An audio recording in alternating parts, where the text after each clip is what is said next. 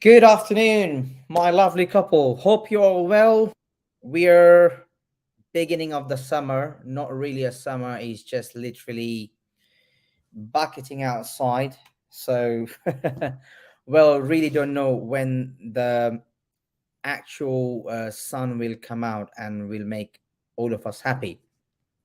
Well, once again, this is Zaf from Lens of Light.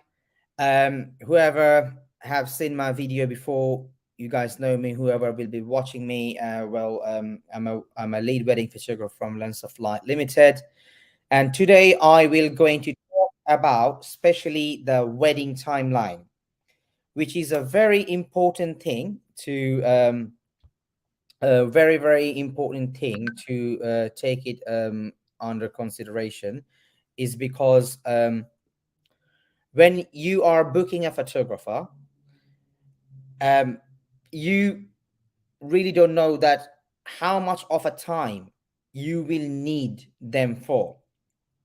And so sometimes you end up, because obviously you probably can't provide the exact timing for everything and whatnot, so and so, like you can say that you do a rough guess. Hey, I'm gonna do this, I'm gonna do that around this time, but there is nothing specific. Probably you will need the service maybe just for 3 hour or 4 hour, and you end up booking 6 hours, because that way you will be paying a lot higher amount of money. And just by having a simple timeline, and you can actually save a lot of money. And today this is what I will going to show you, how you can prepare a wedding timeline just by yourself. So here is the timeline. So nothing fancy, simply it don't have to be exactly the same. You can create any format you like.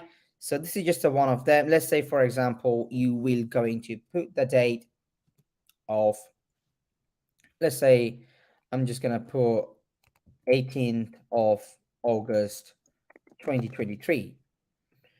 Your venue, maybe A B ABCD, your name of the venue. Right. This is the most important part.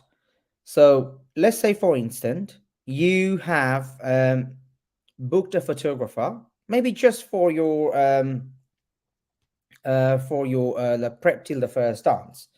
So how you will going to book the photographer and what you need to take it under consideration.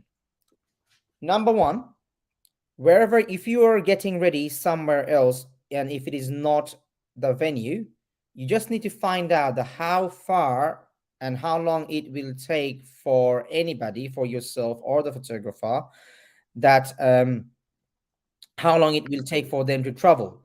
So if it is a 10-minute or if it is a 15-minute journey, we just need to you just need to find out that how long will it take. So, and you always need to ensure that the photographer arrives minimum 30 minutes before the ceremony starts. Let's say, for example, your ceremony will going to start at 1 p.m. and you want your photographer to come and get your prep shot, your dress, and like with your wedding bridal party shots before the ceremony. So if your event is going to start at 12 o'clock and the journey from your home to the venue is about 30 minutes, and the photographer have to be at the ceremony 30 minutes prior to the ceremony. So that means realistically your event is going to be at 1 p.m. So the photographer must need to leave your home by 12, 30 minutes the journey time, and the person can be there 30 minutes before. That is one thing. Second thing is, a photographer need at least to have a good, nice, decent shot to have a bridal party, minimum hour and a half. If it is the photographer going to cover the bride only, okay. So in that case, so there the photographer is leaving at 12, with you hour and a half. So that means realistically we're going to start. Um, realistically they're going to start. Oh well, see, I'm getting confused. 10:30. So So we are starting, let's say you can just put down simply bridal prep and start 10:30 a.m. It might look a little bit boring, but by the end of it, you will get to see the actual result, how it looks like. So 10:30 a.m. and it will going to be done by 12 p.m. So the photographer, you're allowing the photographer hour and a half to get your getting ready shots, whatever he or she needs to take, and you're allowing the photographer 30-minute journey time so that the person can be at your ceremony minimum 30 minutes before. Now you can put down as like ceremony, which will going to start at 1 p.m. But for the photographer, it will going to be at 12:30 p.m. Now, in general, the ceremony do not last any longer than 20 or 30 minutes.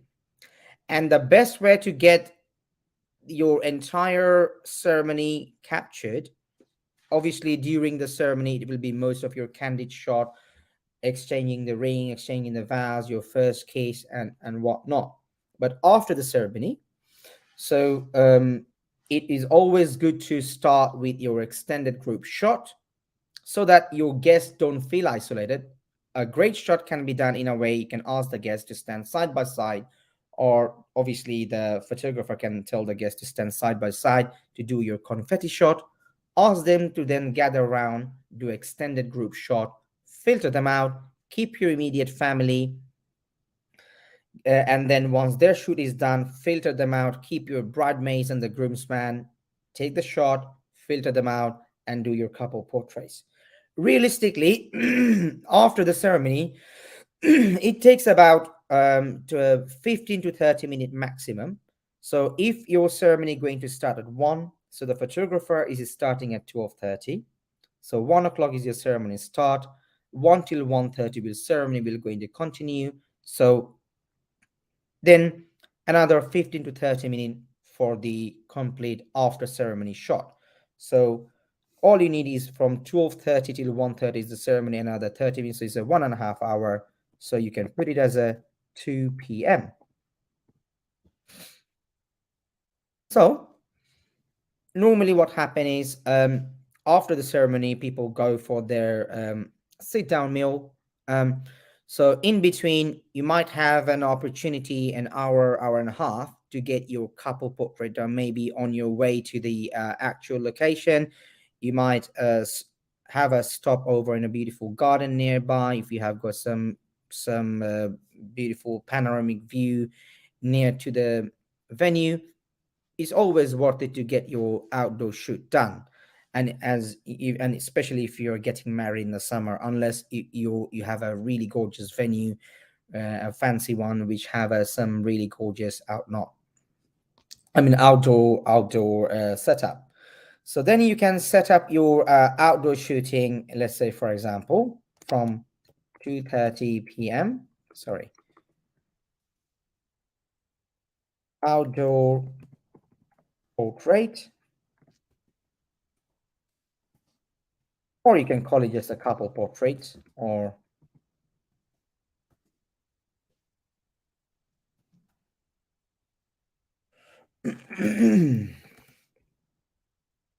let's say you can start this one from 2:30 p.m. until 3:30 p.m. So you're allowing the person at least an hour to have your beautiful couple portraits done. Because after this, you do not want to be disturbed. You really want to enjoy yourself. You want to enjoy as much as possible because you're spending a lot of money for your event. At the same time, this is the only day you get to be the center of attention and feel like a celebrity. So sorry about that technical interruption of my phone calls and whatnot. As you can understand, this is summertime, things are getting a bit busy. However, I always have time for my lovely couple, so that's why I'm doing this video. So So then obviously whenever you will be doing your sit down meal, maybe we'll be starting from, let's say, meal from 3:45 p.m. to, I would say, let's say, by the time you have your dessert and whatnot, let's say a 4:30 p.m. So during this time, obviously you do not want your picture to be taken while you're eating, or but you obviously want your pictures to be taken when you will be sitting on your head table with your guest and whatnot. So definitely you can, and just let always ensure that you let the photographer know what, if you are planning to have a first speech, what time that will going to start. That is a very, very important. So you can just change the name as like a head table. You can just put that as a, let's say, 3:45 p.m. till 3:50 p.m. And then you can say that well, afterwards you're gonna be start having your meal, and maybe then you can just give them about 15-minute break, 15-20 minute break, because you do not want your photographer to collapse in the middle of your events. If you don't want them to die in starvation, that's a simple word. So give them a break. You can just put as like a break, I would say, from 3:50 p.m. till I would just say 10 past 4 p.m. Oops, dollar sign. 10 past 4 p.m. So about 20 minutes. So from the quarter past 4, the first speech going to start at quarter past 4. So you're just gonna let them know. So this time they need to be present, so that they don't miss out of any of your shot. That you can just let your photographer and the videographer, both of them, they can be aware of this circumstance, because you do not want them to miss your first speech shots. Then of course, realistically the evening guests will going to start arriving probably from 5:30, 6 o'clock, or maybe like from 5:30. And very so you can always utilize those times, saying that for candid shots or evening guest arrival shot, you can make it from after the first speech. Maybe the first speech will going to last about 15-20 minutes, so just to be safe, just make it 30. So 4:45 p.m. and you can do the candy shot or evening guest arrival shot from 5 p.m. till 6 p.m. You might be thinking, what is this guy doing? Why I have to write so many things? Is the responsibility for the photographer or someone else? Yes, you are absolutely correct. But just for yourself to know how much of a time you will going to need. So it is actually worth of your about 10-15 minutes of your time if you can invest and just prepare a timeline for your event. Right. So maybe your first dance, or you will going to cut the cake first, or you will have your first dance after, or sometimes people do the first dance first and cut the cake after. So let's say you will do your you will cut the cake. So you're going to put a cut the cake. Cut the cake will going to be quarter past 6 p.m. till 6:30 p.m. Obviously, you're not going to need more than 15 minutes to cut the cake, and afterwards some of the shots, and then your first dance will start at 6:30 p.m. and that will going to last for, I would say, another just a 30 minute.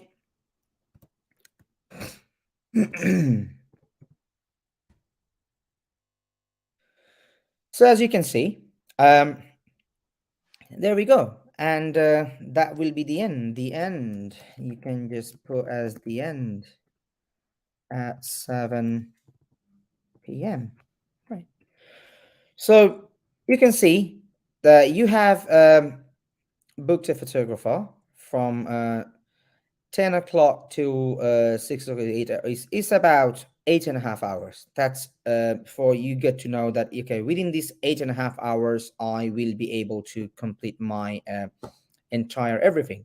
So it will give you a bit of idea when you will be having a conversation with your wedding planner or maybe someone at the venue. It will also give yourself a bit of idea what will be your day look like. So, and right now, if someone is offering, hey, if you somebody say, hey, I'm gonna have my, I want you to come to get my prep. It will be a ceremony. It will continue with the first speech. It's gonna be the candid shot. Then it will be a cutting the cake first dance. Um, I'm looking at, I'm looking to have my first done by 7 o'clock or 6:30. So maybe the photographer might give you a quote without knowing the actual plan. They might give you a quote for about like 10 or 11 hours. So if you have the timeline like this, so you can then precisely, you can just simply copy paste and send it over. Hey, this is my plan for the day. Tell me what you can do about it, and what is the best price you can do for me, so to capture my day beautifully. So that will be all from my end today. So I hope you have found this information informative, and if you have any question related to this timeline, feel free to reach out to me, or feel free to reach out to Lens of Light, and I will be happy to answer to your any question. Hope you all have a wonderful weekend, and I look forward to seeing you all in my next live. Thank you ever so much for